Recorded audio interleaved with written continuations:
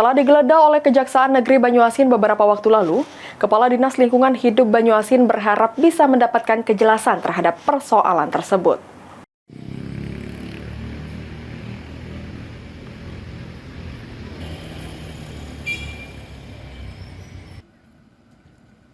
Beberapa hari lalu, Kejaksaan Negeri Kejari Banyuasin melakukan penggeledahan di kantor Dinas Lingkungan Hidup DLH dan UPTD Laboratorium Banyuasin guna penyidikan terkait dugaan tindak pidana korupsi yang berkaitan dengan pemungutan biaya yang diduga tidak sesuai dengan ketentuan peraturan perundang-undangan.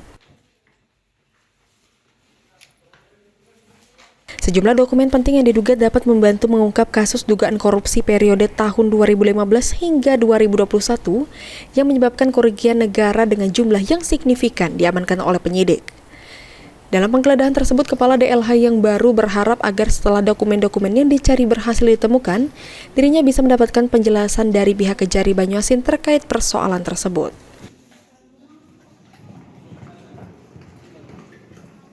Atas kedatangan tim Kejari yang akan melakukan penggeledahan dokumen yang terkait dengan lab yang sedang dalam proses di pihak kejaksaan, dan mudah-mudahan ini akan mendapatkan kejelasan apakah ini akan dari dokumen-dokumen yang ada ini akan jelas persoalannya, itu saja.